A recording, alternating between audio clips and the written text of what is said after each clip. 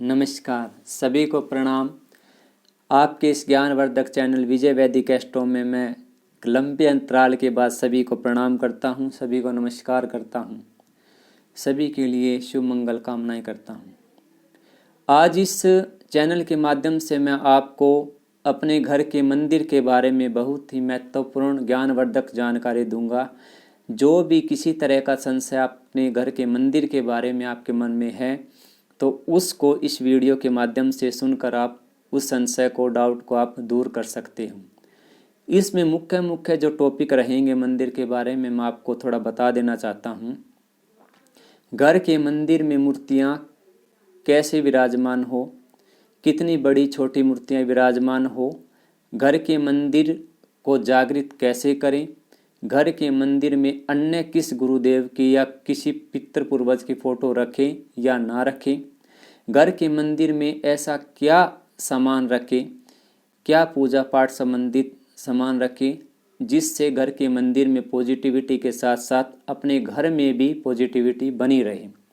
तो सुनिए ध्यानपूर्वक इस ज्ञानवर्धक वीडियो को, जिसका मुख्य मेथड है कि घर का मंदिर कैसा हो। देखिए, सबसे पहले तो जिस घर में मंदिर ही ना हो वो घर घर नहीं कहा जाता। ध्यान दीजिए, जिस घर में मंदिर ही ना हो वो घर घर नहीं कहा जाता। और मंदिर का भी अपना एक देव स्थान अपने घर में अलग ही होना चाहिए। देखिए, अनेकों घरों में मैंने देखा है कि मंदिर रसोई घर में, स्टोर में, बेडरूम में, शयन कक्ष में स्थापित कर देते हैं। देखिए, यह मंदिर बहुत गलत है। मंदिर का अपना एक अलग स्थान होना चाहिए जिसमें किसी का इंटरफेयर, हस्तक्षेप नहीं होना चाहिए। घर के मंदिर का स्थान अलग होना चाहिए। कोशिश कीजिए घर का मंदिर उत्तर या पूर्व में हो, या उत्तर और पूर्व के कोने में, जिसको हम ईशान कोण बोलते हैं, उसमें हो तो देवी देवताओं का ही स्थान माना जाता है। इसमें आप मंदिर की स्थापना कर सकते हैं। इसके साथ साथ एक वायव्य कोण, मतलब उत्तर और पश्चिम के कोण में भी आप मंदिर को स्थापित कर सकते हैं। दोनों ही दिशाएं ईशान से ईशान ज़्यादा अच्छी हैं, जबकि वायव्य कोण में आप मंदिर स्थापित कर सकते हैं। अब घर का मंदिर हो कैसा, ध्यानपूर्वक सुनिए। सबसे पहले आपको बता दूं कि जिस भी देवी देवताओं की मूर्ति आप घर में विराजमान करते हो, वो कभी भी आप डायरेक्ट धरती पर आसन लगाकर या अखबार या कोई कपड़ा लगाकर विराजमान मत कीजिए। हमेशा घर की मूर्तियों को, घर के मंदिर की मूर्तियों को आप एक लकड़ी का कोई आसन बनाकर उसके ऊपर कपड़ा बिछाकर ही आप घर के मंदिर की मूर्तियों को या फोटोओं को स्थापित कीजिए, विराजमान करवाइए। मैंने कई घरों में देखा है, ध्यानपूर्वक सुनिए, कि एक मंदिर में 20, 25, 30 मूर्तियां या फोटो तक रखी हुई है। देखिए, गलत है। मंदिर में जितनी अधिक फोटो या मूर्तियां होंगी, आपके पूजा पाठ का असर नहीं आएगा। घर के मंदिर में और घर में हमेशा नेगेटिविटी ही विराजमान होगी। मैंने देखा, एक मूर्ति लगाई हुई है, उसके आगे फिर एक मूर्ति लगाई हुई है, मूर्ति के पीछे मूर्ति लगाई हुई है, और मूर्ति के पीछे फिर फोटो लगाई हुई है। इधर भी फोटो, उधर भी फोटो, आगे भी मूर्ति, पीछे ही मूर्ति। ये तो आपने एक जमावड़ा ही बना दिया। ये कोई मंदिर थोड़े ना आपका, इसको हम मंदिर नहीं कह सकते। देखिए, मंदिर वो होता है जहाँ बैठने से और जिस मंदिर को देखने मात्र से ही एक अपने मन और मस्तिष्क में एक पॉजिटिव ऊर्जा का संचार हो, वहाँ पूजा पाठ करने का भी मन करे, वो ही मंदिर होता है। एक मंदिर में पूजा पाठ करना फॉर्मेलिटीज नहीं होती। ये अपने आप में एक चीफ है, एक मुख्य स्थान है घर का मंदिर, जो हर तरह से हमारी रक्षा करते हैं, हमारे देवी देवता, सनातन धर्म के देवी देवता। अब मंदिर में मूर्तियां कैसी हुई, देखो, मंदिर में एक विधान है, मंदिर में जो मूर्तियां हो वो केवल छोटे आकार की हो। 6 इंच से ज़्यादा मूर्तियां ना हो, उनकी लंबाई 6 इंच हो मैक्सिमम। 6 इंच से ज़्यादा मूर्तियों की बात कर रहा हूँ, अपने घर में मत रखिए। फोटो या फोटो फ्रेम में जो मूर्तियाँ होती है वो आप बड़ी भी रख सकते हैं, परंतु घर में मूर्तियाँ, घर के मंदिर में मूर्तियाँ आप छोटे आकार की ही रखें। सिर्फ 5 या 6 मूर्तियां ही अपने घर में रखिए। और जिस देवी देवताओं को आप आराध्य मानते हो, अपना इष्ट देव मानते हो, उस देवी देवताओं को आप घर के मंदिर में जो लकड़ी का आसन बनाकर बीच में उनकी चौकी स्थापित कीजिए, उनको अपने इष्ट देव को बैठाइए और आजू और बाजू अन्य देवी देवताओं को विराजमान कीजिए।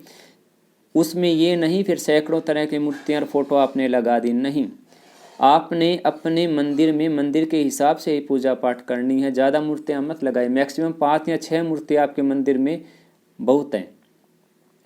इसके साथ ही मंदिर की साफ सफाई का विशेष ध्यान दीजिए।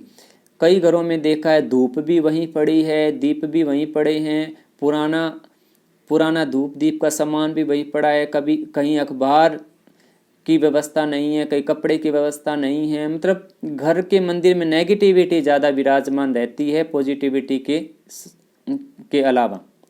इसीलिए घर के मंदिर को नियमित थोड़ी साफ सफाई कीजिए।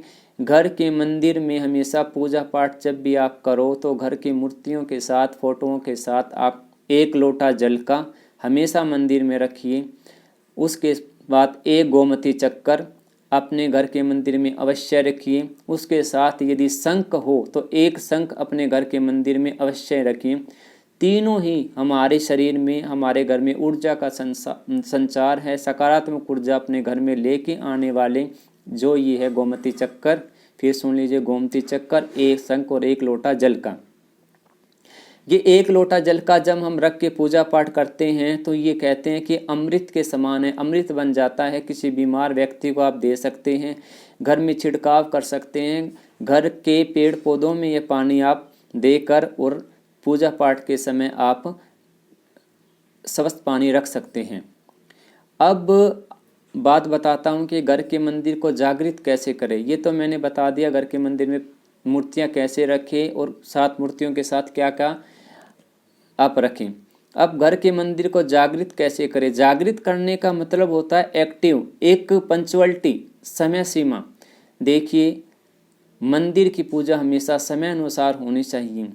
अब एक दिन तो सुबह मंदिर की पूजा 7 बजे कर दी जाती है, नेक्स्ट डे अगले दिन वही पूजा फिर 8 बजे, अगले दिन कभी 10 बजे, कभी 11 बजे। नहीं, यह पूजा पाठ का विधान बिल्कुल ही गलत है, सर्वदा गलत है।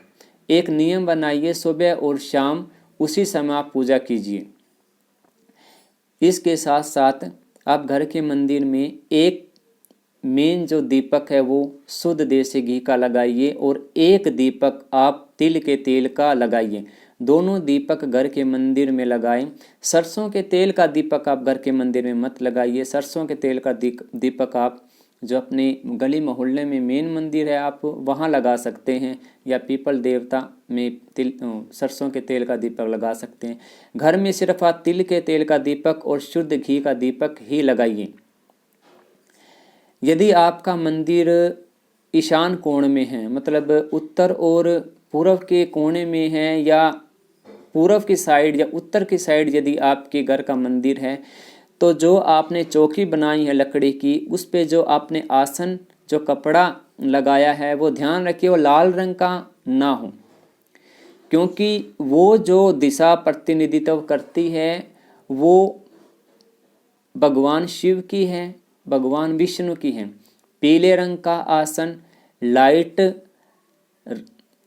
पिंक, हल्का गुलाबी रंग का आसन, या केसरिया रंग का आसन, या हल्का नीला रंग का आसन वहाँ स्थापित कीजिए। काले रंग का और लाल, बिल्कुल डार्क लाल रंग का आसन आप ईशान कोण के मंदिर में मत लगाइए। अन्य जगह पर यदि आपके घर में मंदिर है तो आप वहाँ लगा सकते हैं। कभी भी मंदिर रसोई घर में, स्टोर रूम में, शयन कक्ष में, बेडरूम में नहीं होना चाहिए, क्योंकि वहाँ अशुद्धि ज़्यादा रहती है।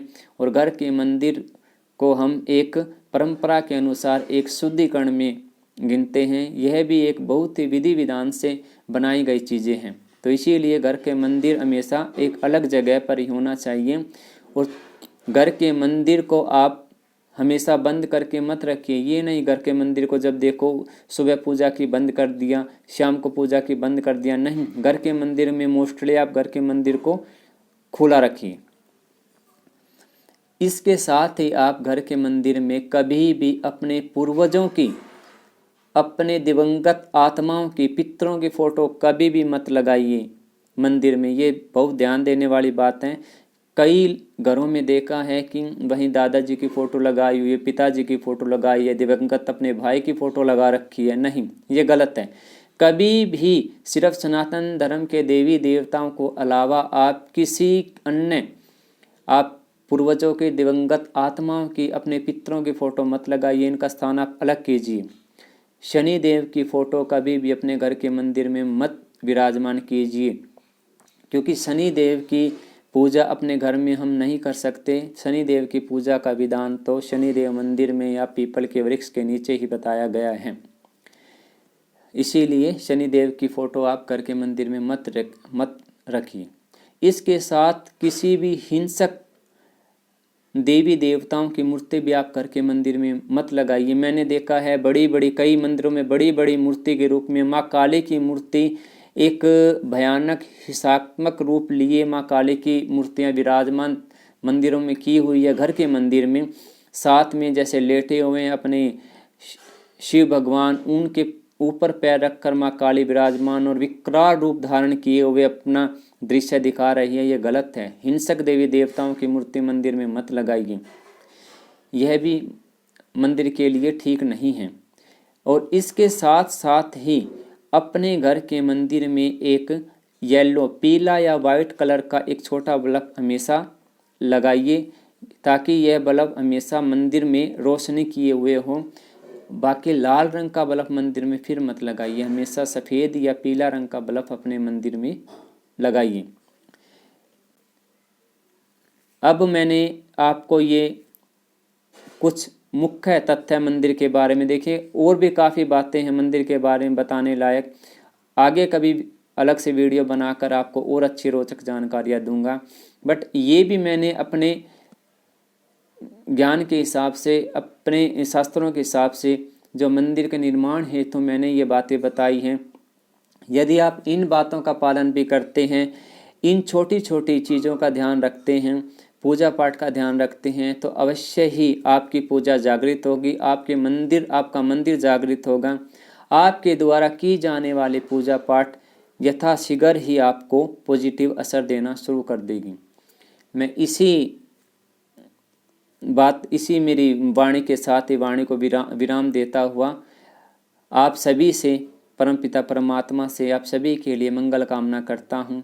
और जो आपने इस वीडियो को ध्यानपूर्वक सुना, और मैं आशा करता हूँ कि आप इस पर अमल करोगे, गौर करोगे, इस पूजा पाठ के हिसाब से ही मेरी बताई हुई बातों के अनुसार ही अपने मंदिर का दोबारा सा जागृत करोगे, दोबारा से निर्माण करोगे।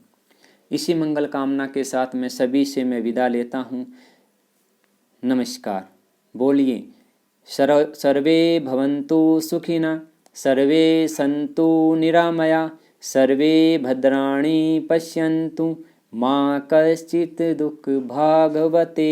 सभी बोलिए धर्म की जय हो, धर्म की जय हो। अधर्म का विनाश हो, अधर्म का विनाश हो। प्राणियों में सद्भावना हो, प्राणियों में सद्भावना हो, प्राणियों में सद्भावना हो।